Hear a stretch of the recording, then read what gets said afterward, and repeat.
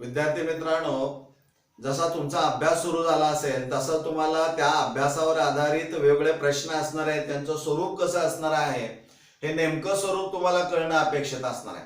म्हणजे नुसता अभ्यास करणं यापेक्षा त्या कंटेंटवर कशा पद्धतीचे प्रश्न विचारलेले आहेत आणि मग त्या प्रश्नांची उत्तरं नेमकी कशी शोधायची हे जर एकदा तुम्हाला कळालं तर जी परीक्षा तुम्ही देणार आहात त्या परीक्षेला तुम्हाला चांगला स्कोअर करता येईल आणि तुम्हाला कोणताही ताण तणाव राहणार नाही. त्यासाठी पहिल्यापासून आपण जर सराव केला तर निश्चित तुम्हाला चांगलं यश प्राप्त होऊ शकेल. So today in this video I am going to discuss the most important multiple choice question which is based on electron negativity, particularly from elements of group 16, 17 and 18 या चॅप्टर वर आधारित हा MCQ असणारा आहे. Now this is the multiple choice question. Which one of the following has highest electron negativity? Four options are given to you. Option A is a selenium, option B tellurium, option C oxygen, and option D that is the sulfur. So before answering, I would like to discuss what is electron negativity. कारण हे तुम्हाला सगळीकडे वापरता यावं या दृष्टिकोनातून आपण तो विचार करणार आहोत.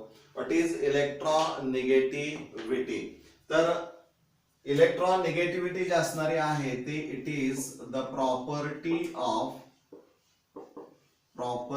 Of bonded atoms. म्हणजे particularly observed in a compound. For example you take HF. This molecule, a bond between H and F is a covalent bond. This is a covalent bond. The same can be represented as, suppose this is the electron of hydrogen and this is the electron of fluorine. So there is a sharing of electron pair between two atoms. So this electron pair is called shared electron pair. So this shared electron pair is nothing but a single bond between two atoms. Now here the electron negativity of fluorine is 4 and that of hydrogen is 2.1 or 2.2. So there is a larger difference between the electron negativities of two bonded atoms.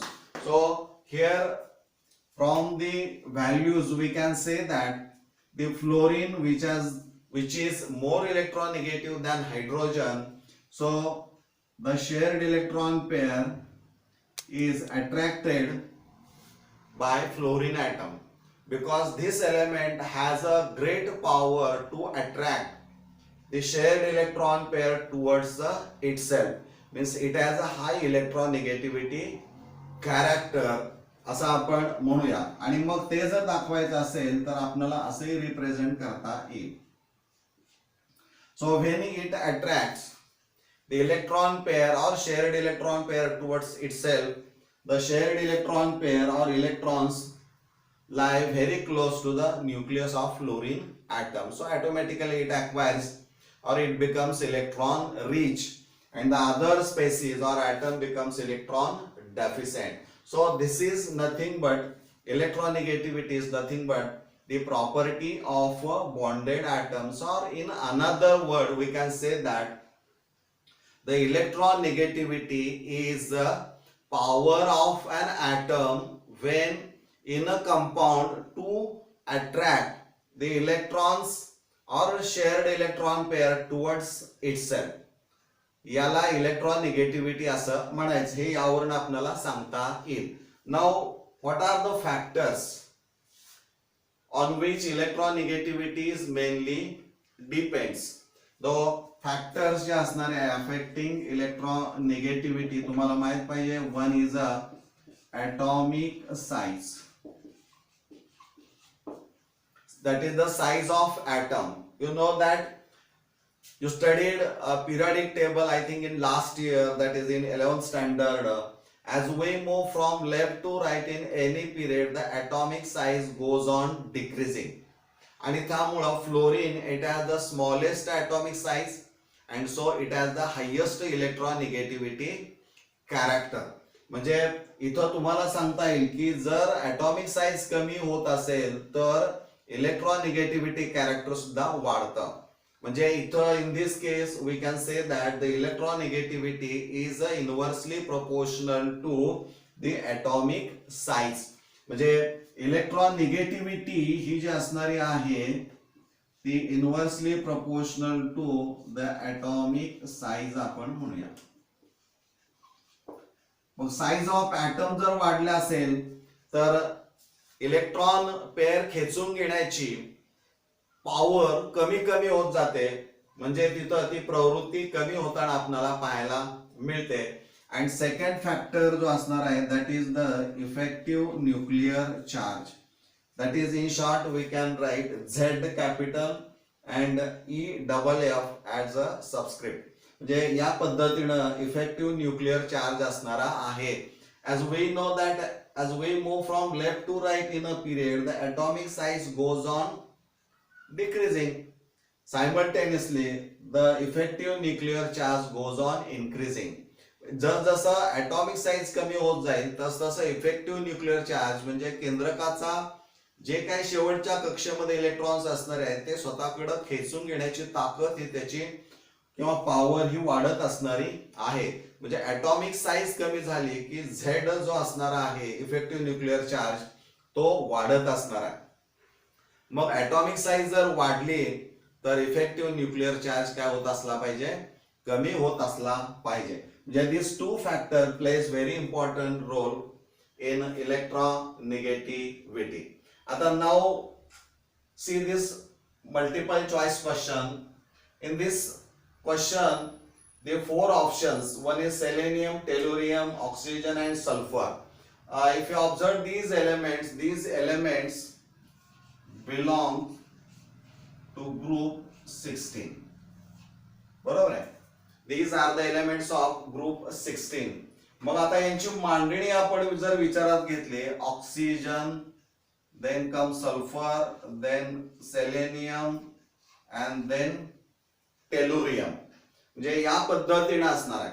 मग आता इथं atomic साईजचा आपण जर विचार जर केला तर ऑक्सिजनचे atomic size, then sulphur,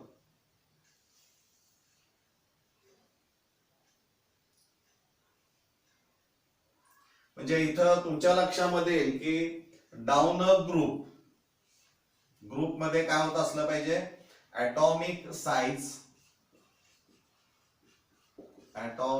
size increase होते.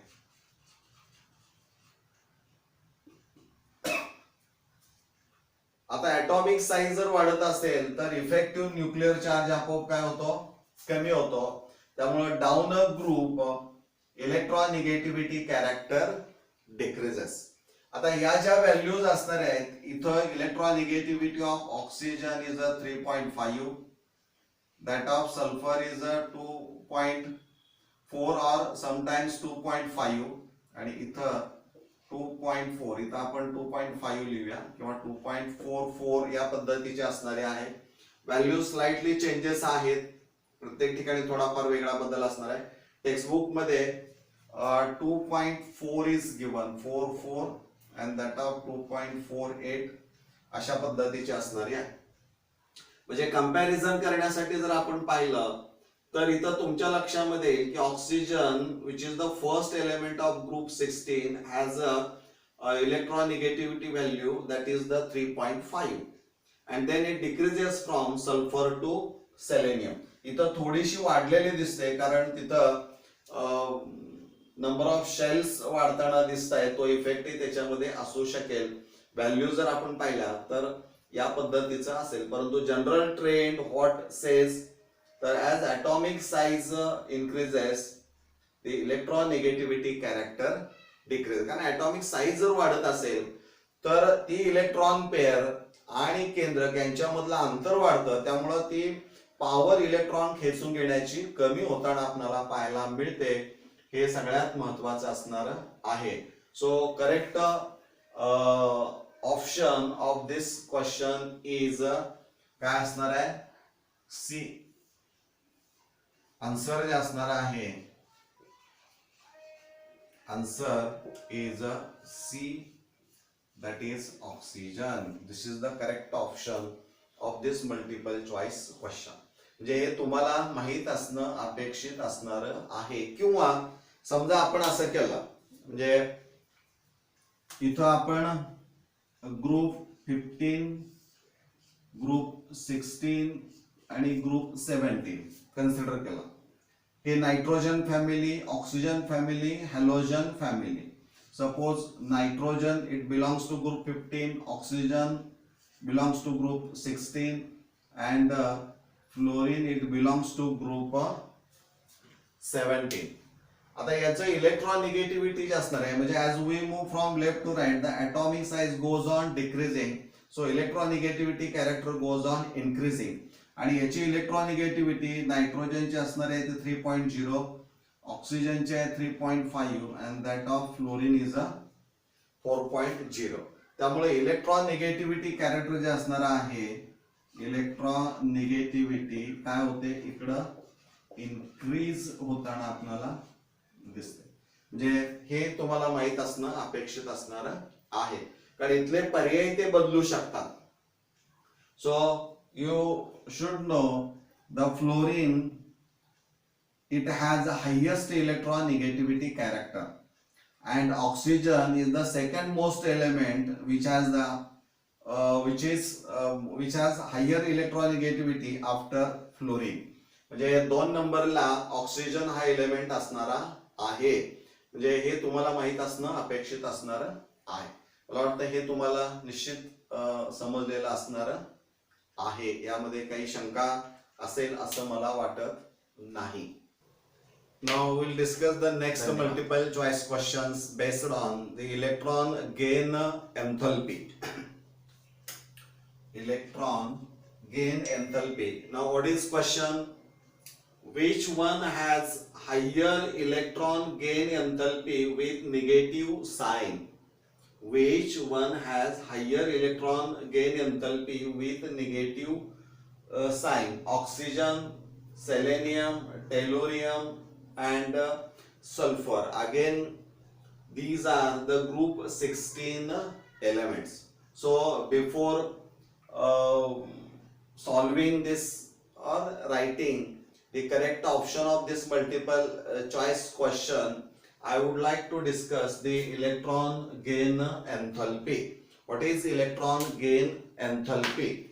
Electron gain enthalpy, that is the enthalpy change, whether energy is released or absorbed when electron is gained, means added in a isolated atom in its gaseous state.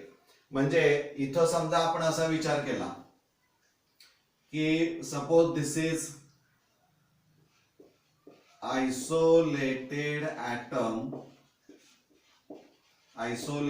atom in its gaseous state असं आपण consider केलं. आणि ज्यावेळी हा electron आपण जर म्हटलं तर त्याला आपण ऍडिंग इलेक्ट्रॉन म्हणूया किंवा new electron, adding electron, that is called sometimes extra electron पण त्याला असं म्हटलं जातं. म्हणजे ज्यावेळी हा इलेक्ट्रॉन या ऍटमच्या कक्षेमध्ये किंवा शेवटच्या कक्षेमध्ये आपण म्हणून ऍड होईल, त्यावेळेस काय होतं तर there is a formation of x minus ion in gaseous state called negative ion और अनियन. म्हणजे या पद्धतीनं हा अनियन तयार होतो. पण ज्यावेळी अनियन तयार होतो त्यावेळेस होतं काय तर एनर्जी इथं आपण डेल्टा EGH असं आपण म्हणूया. म्हणजे इथं जे असणारे आहे ते चेंज इन एंथॅल्पी कुणाची असणारे आहे तर electron gain enthalpy, electron gain एंथॅल्पी.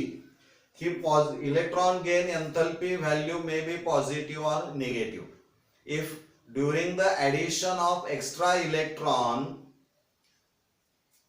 if energy is released, then delta EGH negative, and if energy is absorbed while adding an electron, then delta EGH may be positive. म्हणजे ह्या गोष्टी तुम्हाला माहित असणं अपेक्षित आहे, कारण इथं electron gain enthalpy value generally indicated by negative sign, means energy is released when electron is added. हे गृहीत धरून त्या निगेटिव्ह साइन आपण विचारात घेतलेले आहेत. मग यावरनं तुम्हाला इलेक्ट्रॉन गेन एंथैल्पी म्हणजे नेमकं काय हे सांगता यायला पाहिजे. म्हणजे enthalpy change, the enthalpy change म्हणजे ही प्रोसेस एक्झोथर्मिक पण असू शकेल किंवा एंडोथर्मिक पण असणारी आहे. The enthalpy change when an extra electron is added to isolated atom in its gaseous state so as to form negative ion called anion is nothing but the electron gain enthalpy. मग ही electron gain enthalpy जी असणारी आहे ती आपल्याला explain करायची आहे की या दिलेल्या ऑप्शन मध्ये कुणाची सर्वात जास्त असणार आहे, having negative sign, with negative sign आपण असं म्हणूया. तर यामध्ये तुम्हाला व्हेरिएशन माहित असणं अपेक्षित आहे. General trend of atomic size across a period and down a group, हे थोडक्यामध्ये तुम्हाला माहित असणं अपेक्षित असणार आहे.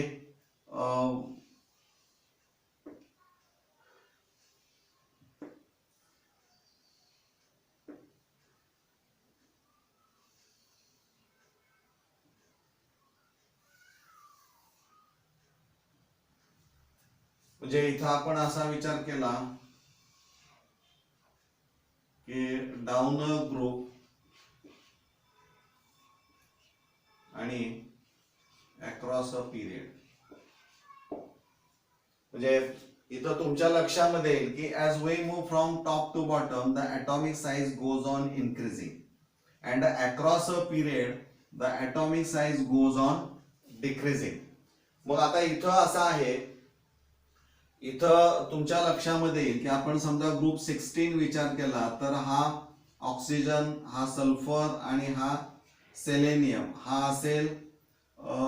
इथं आपण ऑक्सिजन, त्यानंतर फ्लोरीन, नायट्रोजन, ऑक्सिजन आणि फ्लोरीन आपण विचारात घेतला तर हे तुमच्या लक्षामध्ये येईल. इथलं काढूया. म्हणजे इकडं आपण जसं जाऊ तसं ॲटॉमिक साइज कमी होते आणि इकडं ॲटॉमिक साइज ही वाढत जाते. हा जर आपण विचार केला तर तुमच्या लक्षामध्ये येईल की जसं ॲटॉमिक साइज लहान होत जाईल, जसं as atomic size goes on decreasing the electrons which are present in the atom in a different shells आपण म्हणूया, त्यामुळे काय होतं, there is a high electron density within the smaller region. So there is a electron repulsion. म्हणजे जे electron त्या item मध्ये अस्तित्वात असणारे आहेत त्या ॲटम्स यांच्यामध्ये इलेक्ट्रॉन रिपल्शन चालू असतं. त्याचबरोबर इलेक्ट्रॉनचं केंद्रकाकडचं अट्रॅक्शन पण असणार आहे, हे पण असणार आहे. म्हणजे इथं ह्या दोन गोष्टी तुम्हाला माहित पाहिजेत. म्हणजे स्मॉल साइज जर असेल तर हाय इलेक्ट्रॉन डेन्सिटी असल्यामुळं इथं इलेक्ट्रॉन रिपल्शन जास्त आहे. त्यामुळे हा जो ऍड होणारा इलेक्ट्रॉन असणारा आहे, ज्यावेळी इथं इलेक्ट्रॉन ऍड होईल की ज्यामध्ये स्मॉलर ॲटॉमिक साइज आहे, त्यावेळेस it experiences a great repulsion between the existing electrons and adding electron called new electron, extra electron तुम्ही म्हटलं तरी चालू शकतं. म्हणजे इथं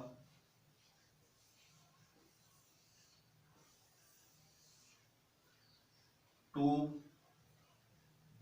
1 2 3 4 5 6 2 6 आपण असा विचार केला ऑक्सिजन आहे का नाही. 2 6 म्हणजे 8 झाले. तर इथं यांच्यामध्ये इलेक्ट्रॉन इलेक्ट्रॉन रिपल्शन आहे, यांच्यामध्ये इलेक्ट्रॉन इलेक्ट्रॉन रिपल्शन आहे, इलेक्ट्रॉन आणि न्यूक्लियस यामध्ये अट्रॅक्शन असणार आहे, फोर्स ऑफ अट्रॅक्शन. त्यामुळं ॲटॉमिक साईज लहान असल्यामुळं होतं काय, तर there is a great repulsion between the existing electrons. आणि मग ज्यावेळी इथं एक्स्ट्रा इलेक्ट्रॉन ज्यावेळी ऍड आपण करू, at that time what happens, this is nothing but the adding electron, actually incoming electron resist the adding electron, so this electron experiences less force of attraction between nucleus and this adding electron. आणि त्यामुळं जी energy जी असणारी आहे ती energy less amount of energy is released. आणि त्यामुळं ऑक्सिजनच्या बाबतीमध्ये oxygen in a gaseous state when adds one electron it forms O-1 in a gaseous state. At that time delta EGH is -141 kilojoule per mole इतके असणारी आहे. So this is the first electron gain enthalpy and this is the value which has a negative sign, so it has a less negative electron gain enthalpy. आणि मग सल्फरचा विचार जर केला, sulphur in a gaseous state plus one electron is added, at that time there is a formation of S minus in a gaseous state, then delta EGH is equal to minus near about 200 kilojoule per mole, and then it decreases from sulfur to polonium. म्हणजे 195 अशी कमी कमी होत जाताना आपल्याला पाहायला मिळते. म्हणजे या values if you compare the value of electron gain enthalpy value of oxygen and sulphur, then you will find that the sulfur has the highest or higher electron gain enthalpy with a negative sign. म्हणजे इथं सेलेनियमच्या बाबतीमध्ये -195 kilojoule पर मोल इतकी असणारी आहे. म्हणजे हे down the group झालं. परंतु इकडं फ्लोरीनच्या बाबतीमध्ये जर पाहिलं तर आणखीन ॲटॉमिक साईज कमी होताना दिसते या ऑक्सिजन पेक्षा, आणि त्यामुळं इथं आणखीन इलेक्ट्रॉन इलेक्ट्रॉन रिपल्शन हे जास्त असणार आहे. त्यामुळे इथं लेस निगेटिव्ह व्हॅल्यू जरी असली ऍज कम्पेअर्ड त्या ग्रुपचा विचार जर केला तर क्लोरीन पेक्षा त्याची value electron gain enthalpy value कमी असणारी आहे. परंतु याच्यापेक्षा याची व्हॅल्यू ही जास्त असणारी आहे. म्हणजे across a period electron gain enthalpy increases and down a group electron gain enthalpy decreases. म्हणजे याचं करेक्ट आन्सर जर आपल्याला सांगायचं असेल तर काय असणार आहे, D, that is the sulphur is the correct option. म्हणजे हे डिस्कशन तुम्हाला माहित असायला पाहिजे, कारण यावरनं अनेक गोष्टी तुमच्या क्लिअर होऊ शकतात आणि कन्सेप्ट एकदा क्लिअर झाले की कोणत्याही अडचणी येत नाहीत. आय थिंक मला वाटतं हे तुम्हाला निश्चित चांगल्या पद्धतीनं समजलेलं असणार आहे. धन्यवाद.